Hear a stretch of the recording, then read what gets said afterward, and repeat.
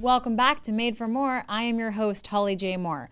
I am a divorce attorney who is passionate about helping all of us to use the difficult things in our life to grow and reach our highest potential.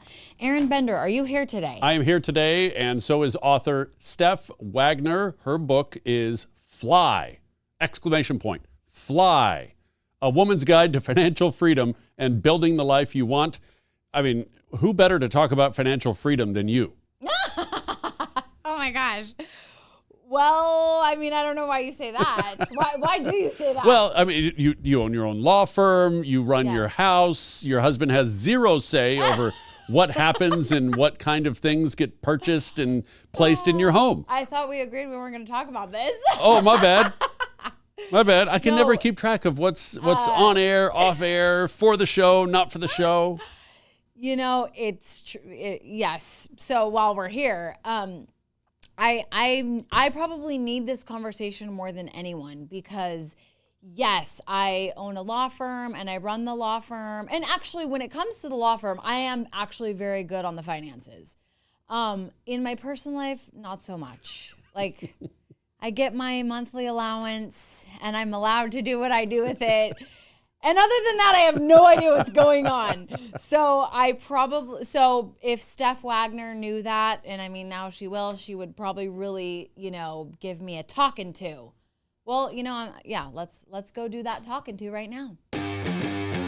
We are joined today by Steph Wagner, author of Fly, A Woman's Guide to Financial Freedom and Building a Life That You Love. Steph, welcome to the show. Well, thank you, Holly. I appreciate you having me. Yes. So I feel like the best way to kick this off is for me to read the first paragraph of your book, and we'll just go from there. All right, here we go. One day I had a happy family and a prosperous life. Then suddenly I was alone, sobbing on a park bench and wondering how I'd support my kids. My husband left me and our 3 sons for a woman with pink hair, 800cc boobs, and a fondness for gold lame pants. After 18 years of marriage, I had to start again. And I did.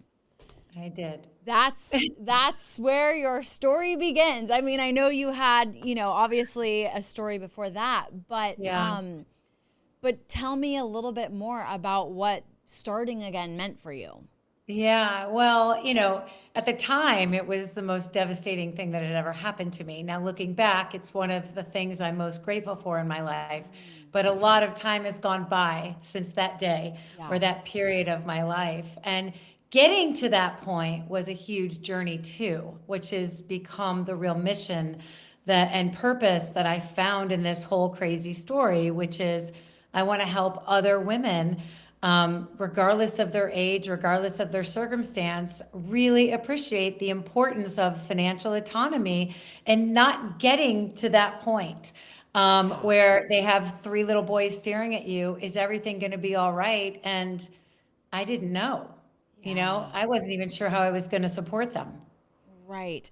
Well, okay, so that brings me to my next thing that I actually wanted to read, which I found, it's one of those things where but you don't really know. And it's the statistical information.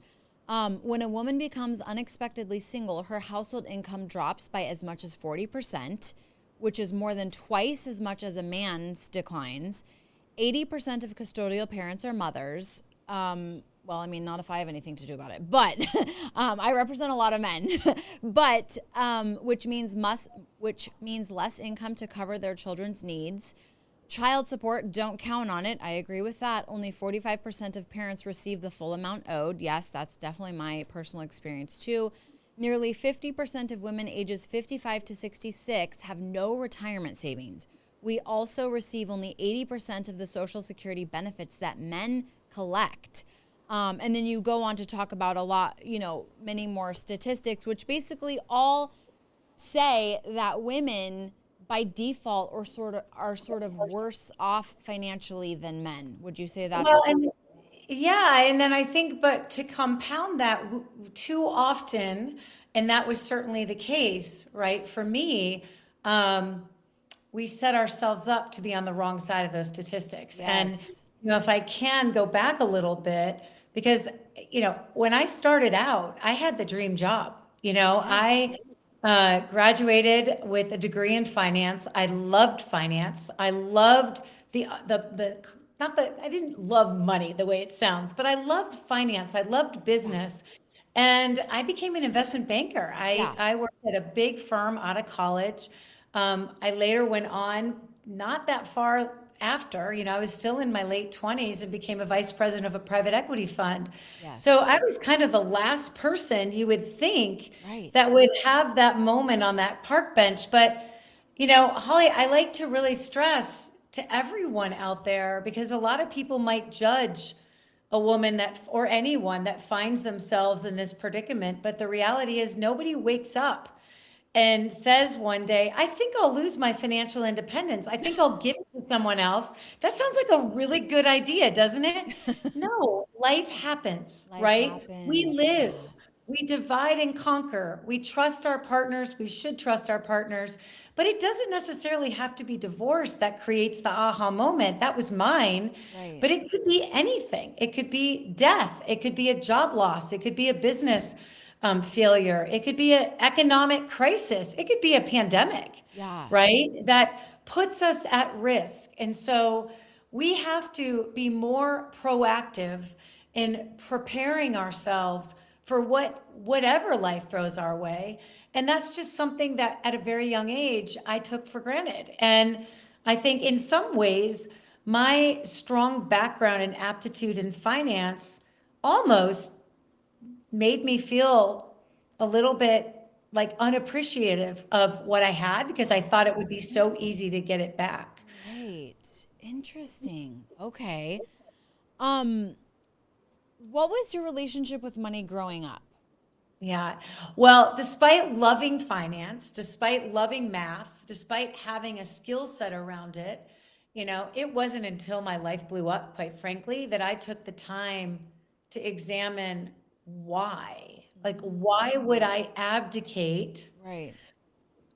and give this to someone that, frankly, I probably knew more about the mechanics of Yeah, I know. I mean, investing. Um, yes, yeah, I told Aaron before you came on, like, I run a law firm. I'm a divorce lawyer. I deal with a lot of other people's financials, but personally, like, that's just not my role in my personal life. But for you it being was. in private equity and being in finance, like, that is kind of Was. phenomenal. It was. So that was my first thing is I had so much shame around how did I let this happen to me? How did I, how did I get duped? At what point did my life become a lie? Why did I turn this over? And to your question about my relationship with money, the more I really thought about it, and frankly, it's the most important place to start, I started to realize so much of this had to do with my childhood. I grew up in a family that was very unhealthy. There was a lot of domestic violence, emotional and physical, sadly, and a lot of just frankly trauma that I watched within my family on my mom. And money was a source of control. It was a source of conflict. There was so much arguing, so much hidden and lack of transparency, frankly, on both sides. My mom hid things from my dad Yeah. because she didn't want, the anger. But my dad also kept my mom in the dark because he didn't have the confidence in her and he was arrogant about it. And I didn't want money to be a source of conflict in my marriage. And so I was like, you know what? You do with it, you know? Yeah. And then also, like I said, life gets busy and we tend to gravitate towards what makes us feel better. And money was a taboo topic. I grew up in a German household. You don't talk about anything, Right. let alone Right. so, Yeah. but I had to accept responsibility for the fact that I let this happen. No one took this away from me. Um, you know, and that's not all cases of all relationships, but in mine it was. And if I wanted to gain control, I had to do the steps to take it back, Yeah. to take back my power around this. Not to mention that I was only 40 at the time, and I had three little boys. And, knowing what I knew about money, And the fact that I didn't have any income at the time and I had very little wealth as a result of my divorce, I knew that I could not afford not to take action and really rebuild. However, that although that seemed like a completely Herculean task, because I didn't want to be a burden on anyone later in life. And it was the hardest thing I've ever had to do, but it has ultimately become a huge gift, and really created a direction for me and helped me find purpose. Absolutely. I mean, I believe that is often, what happens is these really painful experiences that we go through, if you handle them correctly, like can catapult you to do something extraordinary, which you've done. Thank you. So what I am interested to know is if you could go back when you were married to, when you were originally, I don't know if you've remarried. So when you were originally married, what would you, because you mentioned like you divide and conquer, life happens. And I'm sitting here going, yeah, like, amen. That's exactly what happens. So if you could go back in time, would you have done something differently? And if so, what would it have been? I love this question because in so many ways you're asking me, do you have regrets? Right? Do you have regrets? And I don't believe in regrets, to be honest with you, because I do believe that our experiences, regardless of the pain, regardless of frankly our successes and our failures, they teach us things, right? Yeah. So I wouldn't be who I am today, nor would I have become the mother I am, nor frankly the partner I am in my new relationship. No, I'm not remarried, but I'm in a beautiful partnership. And I learned a lot about myself, right? And how to be better with money, but how to be better in life and how to be a happier person, a more full person, living an authentic and meaningful life. All of that goes into, my partnership as well. But I have lessons learned, things that I just constantly want to pay forward to others. Whether, again, my peers or the younger generation. And number one is I had very much this can never happen to me attitude. I married my college sweetheart. We were madly in love. We had the perfect family in so many ways by the way society defines it. But life happens. Right. And I think that we are in we tend to be reactive. We wait for things to happen before we take action, and we don't do enough to prepare. Now, we shouldn't go through life always go, oh my gosh, what's the way, something's going to happen. You don't want to be paranoid or negative. Right. There's a balance. Yes. But we have to understand, and it's hard when we're young, right? Because we don't have those life experiences to give us context. But the reality is, we are living longer than ever. Yes. The blueprint is broken. In fact, studies show that women should expect to live into their hundreds. I mean, we are expecting a 400% increase in the amount of people living into their hundreds, and 70% are going to be women, right? The reality is we outlive men. Yeah. The average age of widowhood is 59. The divorce rates, particularly, this, right, in your work, they're so much higher now, even for those over 55. Right. But also medical, all of that stuff. We have to understand that life is dynamic.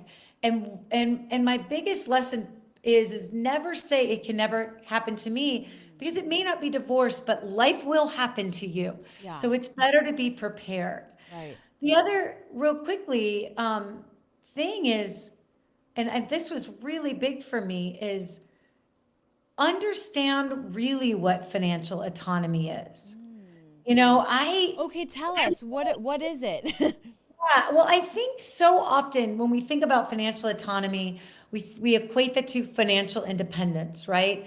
And unfortunately, the narrative that's out there is financial independence is never having to work again, right? It's having a certain amount of money in our accounts, and we can just go and do everything and never have to worry about it and never worry.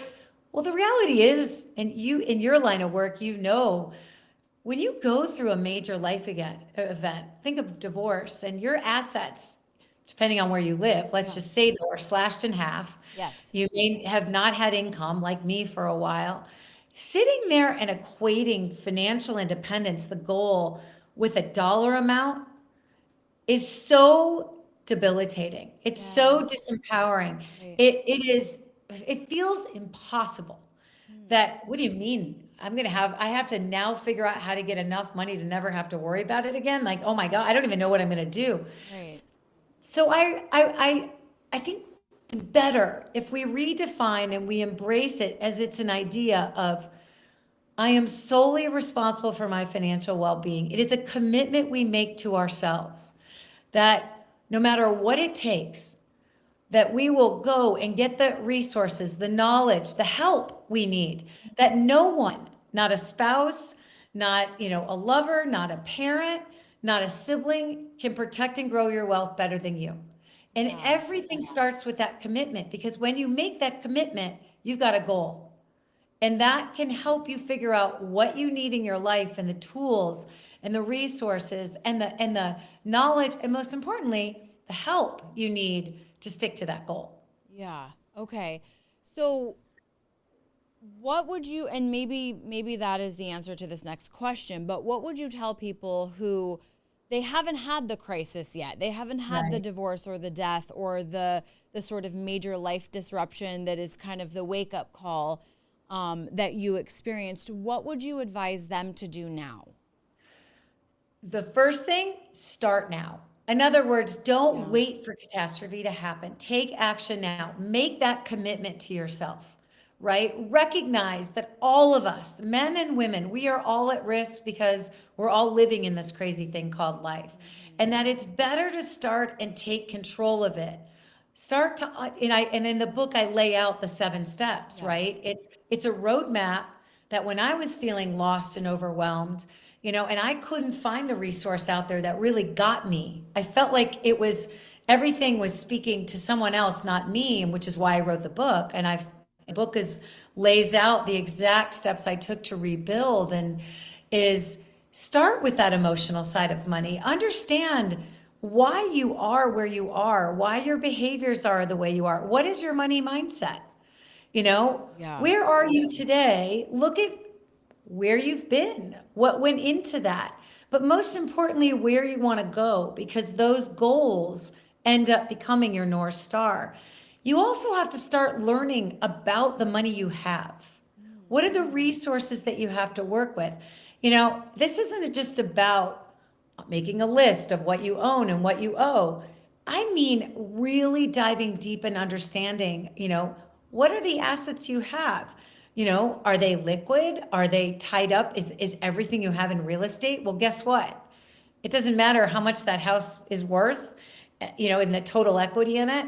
That house is serving a purpose to put a roof over your head, and you can't do anything else with the money that's sitting in that house until you sell it. So it's a false sense of security when you go, oh, well, my house is worth this and my business is worth this.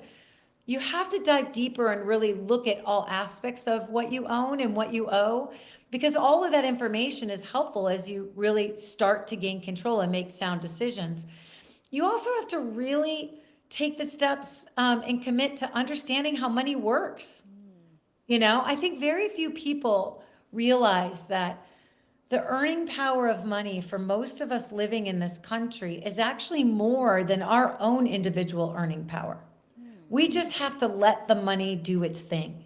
Yeah. And until we understand how money works, we don't appreciate the opportunity cost of the decisions we're making. Right. That's very true. Okay. So I have 2 questions based on what you I have so many questions actually. Ask away. Okay. All right. Gosh, we only have, we don't have that much time. But I guess the first thing that came to mind is one of the things that I've learned as I've sort of, grown up, I'll just say, is so many of our emotional issues actually does show up in money and the way we think about money. Like, do you agree with that? 100%. Yeah. 100%. Okay. You know?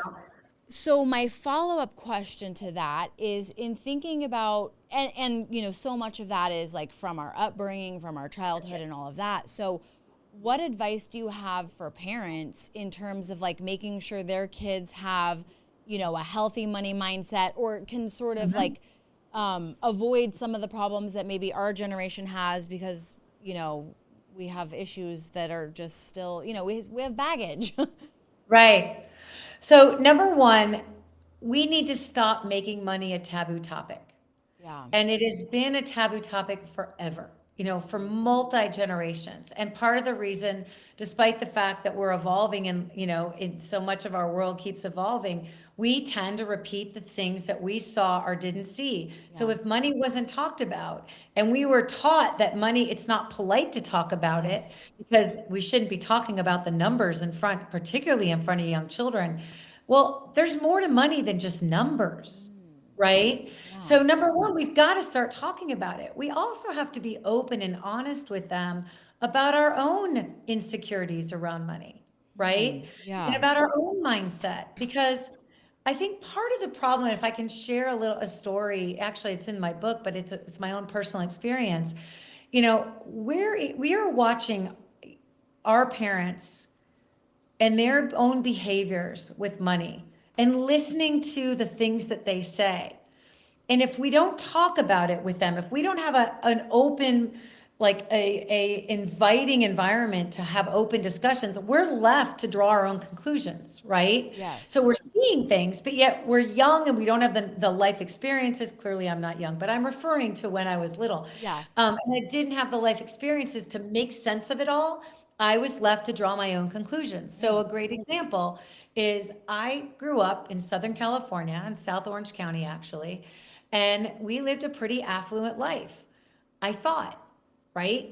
I went to the best schools. My parents drove luxury cars. We belonged to the country club. I thought we're good. Yeah. So one day, literally, no joke, my dad gets a hole-in-one in a local golf tournament and comes home, and I'm overhearing him tell my mom, well, thank God, because I have to sell it because I can't afford to pay our taxes. So thank God for the van he won that immediately was sold, because he had no idea how. It was the only time I actually really saw my dad talk to my mom about money, but I think it was because he already had a solution for it, right? Well, I sat there speechless, like, wait a minute. And so as a result, that felt so icky to me that we were living this affluent life, but clearly in debt. I think I was like in high school, or maybe even, I don't know, 9th grade or 8th grade, enough to start to, but I had drawn conclusions about our life that actually became not the truth. And as a result, I became very much a penny pincher. I was petrified of spending or I never wanted to repeat the behavior of my dad. Right. And that very much carried into my adulthood, particularly when I was left. Yeah. Now suddenly taking care of my family without my ex-husband, who frankly, I let him make all the big purchases because it was painful for me to do that. I didn't have that anymore. Yeah. So it's very, very important that we talk about it. Okay. And that we respect the fact that we have our own money story that is based on how we were raised, based on messages that we received, again, what our family members did or didn't do. But our children have their own money story too. Yes. And so if we want to have, and so does our spouse or our partner. Yes. So if we want to have productive conversations with our loved ones, young and old, we have to recognize that it's not what we say, it's how we say it. And are we doing it in a conducive environment for it to land on them the way we want to? Because they have their own triggers just like we do. Yes. And that's the first step. If you Okay. want to teach healthy habits with your children, what I just laid out, and really together talking about it, but understanding the different perspectives of each other is hugely, hugely important. Otherwise, there's no context. Right. Okay. So now a follow-up question to that is, and maybe this is part of my money story showing through, but of course I was raised like it's not polite to talk about money, and you don't talk about how much you have or don't, none of that. It's not polite. But I think, we've evolved, like my little family, my husband and I and our kids, we've evolved a little bit from that, where we do talk to our kids about money. But then we always kind of have this thing where we're like, okay, but don't tell any of your friends, like what we just talked about. So, because because that would be impolite. So what is the right way to navigate that? Well, I do think you have to say, we are talking as a family, right? And there are certain things, just like even outside of the topic of money, you may have discussions around the dinner table. But I think what's really important is once you talk about it with them, you have to also put it into action, right? So if you're getting them, you want them to be part of this conversation within reason. You Right. get I mean, we're not Age going into appropriate. Yeah. age appropriate and context appropriate, right? You're Yes. not going to burden them with everything, but you're just normalizing conversations around money. You also have to pull them into conversations in your day-to-day life. So in other words, I remember, again, I laid this out in the book, but I started doing things to start a business because as I was rebuilding, I knew what I wanted to do. I knew there was no corporate job. I now have the corporate job now that I'm, at Northern Trust, but I knew I was going to have to start a business. So I started cutting things really, selling the house, selling the car, buying a condo, really tightening our belts so that, I could be investing in this business, investing in myself. Well, I forgot to tell the kids why. Oh no. And at dinner, so here's a great example for you. At dinner, it was actually my middle son, and he was it was shocked me, but he's like, "Mom, are we poor?" And I was like, wait, what? And I realized here I was doing all of They this, just saw you selling everything off. but I didn't tell them why. Right. I didn't tell them, first of all, I robbed them of that experience, of them seeing that a vision I had for us as our family and for me also required these action steps in order to make that vision come true. But I needed them invested in it as well. I needed them to understand so they could not say, can we run up and go to Magic Mountain this weekend? Can we not? I needed everyone vested. And here I was, because I didn't talk about it. Yeah. I left them to make their own conclusions, which are wrong and could not be too healthy, frankly. Right. They could really be stressed about that. Yeah. Right. And so it's not enough just to talk about it. It's also, as you're living life, or find opportunities where you can teach them. Another one, my littlest guy, he has this addiction. He's now 22, but at the time, I think he was in first or second grade. He had his addiction for like every other kid at Chick-fil-A. Oh, yes, of course. And I had to figure out how I was going to teach him about money and talk about it, but on his level. And his meeting him where he was at. Right. And that was as simple as putting a certain amount of money in an envelope, sticking it in the glove compartment and saying, this is your Chick-fil-A money. This is your Chick-fil-A money. When it's gone, it's gone. Right. But we had to talk about that, right? I had to explain why I was doing that, and that I had to empower him with making decisions. So you see how all of this isn't just one conversation. Right. It's really changing how we communicate about it, how our actions around it, how we talk about those actions, and bringing other family members in to be part of it all and invested. Yes. Okay, so now what advice, because one of the things that I do hear quite often, and actually it's really not gender specific. I've heard it on both sides where one person is in the dark and the other person is really making a concerted effort to keep them there. Like personally for me, I'm in the dark and it drives my husband insane because he starts talking to me about it. My eyes glaze over and he's like, I lost you. Like, come back. I want to share this with you. But so that's one scenario. There's another scenario where it's like people want to be informed, but their spouse is intentionally keeping them in the dark. What advice do you have for those people? Yeah. Well, that becomes a marital issue in so many ways, right? Yes. Because what you described, the way your dynamic is in your family, that is solvable, right? Because yes, I just need to commit to pay attention. Well, and also as you do the work and go, why am I acting like why? What is it? Let's unpack it. Let's build self-awareness around it, because then I can intentionally work to change it. But if you're on the other side, the reason I say that's a marital problem and not a financial problem is because you can only control yourself, Right. right? Yeah. But what I do try, and let's just assume that the intent is good, meaning they're not keeping it from you because of, that they're doing it to try to spare someone of the burden. We're Yes. gonna just Okay. okay, Okay. let's assume. Yeah. What I like to suggest to, the people I work with and in general is um, begin to explain why you want to understand this better.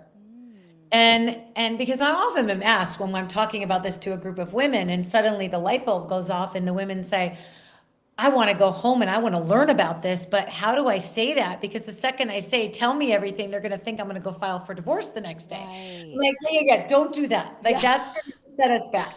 No, instead, you talk about, listen, we, I don't feel prepared. God forbid you have a car accident. God forbid there's a major medical crisis or, whatever the case may be, where, you're hit by a bike and you're in a hospital. Yeah. I have to know how the bills are paid. I Right. have to know, I want to make sure that I keep things moving the way you intended them to, or the way you intend them. Otherwise, inadvertently, this is going to derail. Right. And it's what's interesting is the pandemic has changed a lot of these conversations, because I do think, even though that was obviously thankfully a while ago, Yeah.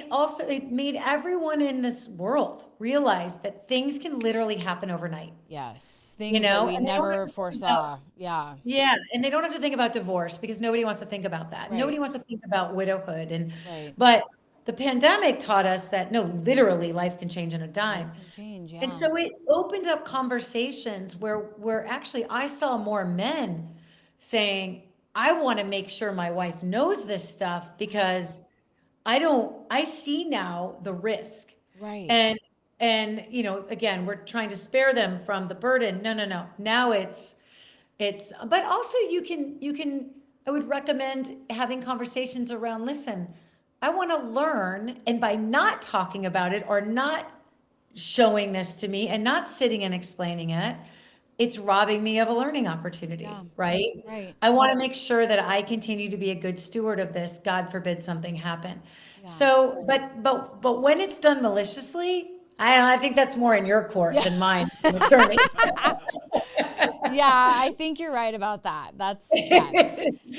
Oh boy. Okay. That's why I say it's a marital issue. Yeah. Yeah. There's definitely something much deeper going on there for sure. Yeah. Okay. So I know we're just about out of time. So for my last question, for our audience that is their life has been disrupted, like they're in the place where you were on that first page of your book, where they're like, oh my gosh, I need to start over. What is your advice to them? Well, two things, honestly. Number one, first and foremost, oh my gosh, as I'm thinking, I'm like, I would also say this, and I'd also say this, and I'd also say this. But I have so much to say. But I think first and foremost, your mindset is everything. You are in the middle of one of the most emotional, right? Like devastating, whatever that is. And it's really easy to say, you got to get in the right headspace, right? Because how do you do it when you're in that?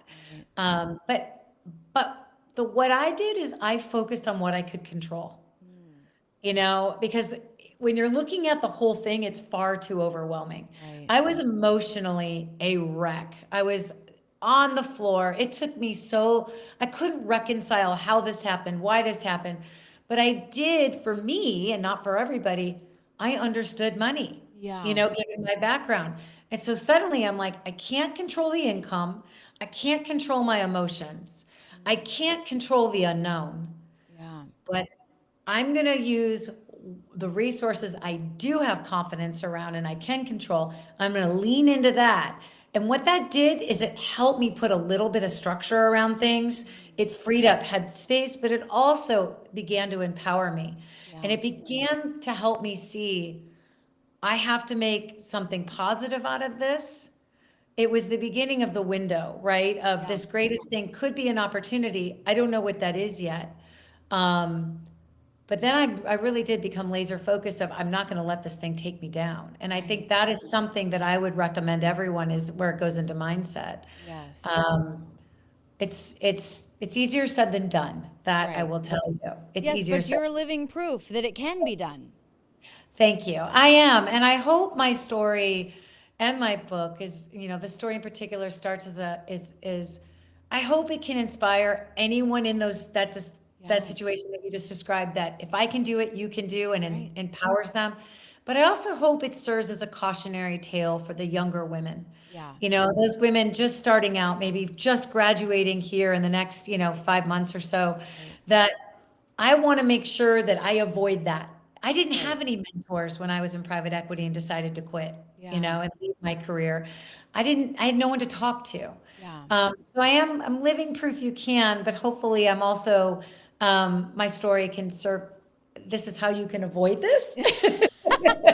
Yes. Well, Steph, thank you for sharing your story. And through doing that, you are empowering other people and also cautioning them. So thank you for being on Made for More, and thank you for the work that you're doing. Well, thank you. I appreciate it very, very much. I've got just a little bit more to say. I really think we should look at this as sort of a 3-step plan. First, we need to just communicate about it. We need to learn about it ourselves, learn about money ourselves, and then communicate with our partner about it and really get on the same page regarding finances. Then we need to start talking to our kids about it and having open communication. And I think it's important to remember what Steph said in terms of give them context, bring them into your everyday conversations. Don't just sit them down for this formal conversation about money and then that's the end of it. Bring them into that daily, weekly, monthly conversation, make them be a part of it so that they also learn about it and they don't have the baggage that maybe some of us have as adults. And then lastly, if you find yourself in a major disruption of your life where you're either having to feel like you have to start over or you have to sort of learn about money and the finances of your family from scratch, whether it be from a divorce or a death or a major health crisis, you just commit to doing it and making it work and knowing that it will be okay because you were made for more. Do you want to know a fun fact about all my wealthiest clients, what they have in common? Absolutely, yes. They all own actual gold bars. Wait, but like actual those gold giant bars. Scrooge McDuck bars? So they don't, so in real life, and I actually know this, because I own some gold bars, but I also actually know this because one of my last things that I did for my most favorite client of all times, but he was also the most wealthiest client I had ever represented, is the last thing I did in his divorce was deliver to him his portion of the gold bars that had been in the safety deposit box at the bank. Whoa. And so, you always think of gold bars as like on, like what Scrooge had on the cartoons. They don't actually look like that. But it's true. All my wealthiest clients actually own gold bars. Yeah. Well, I mean, that's one of the best investments over time is gold. And that's where Birch Gold comes in, can help you roll over your IRA into gold or silver. Much more about that in the link in our show notes.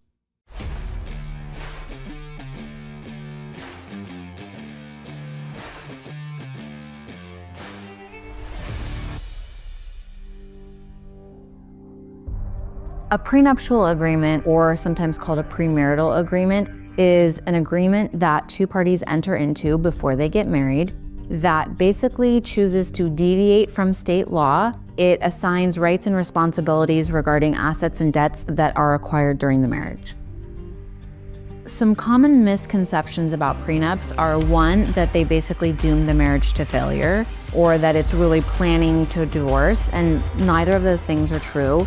But the real value of a prenup is talking about and creating rules around how the things that you acquire during the marriage are going to be characterized.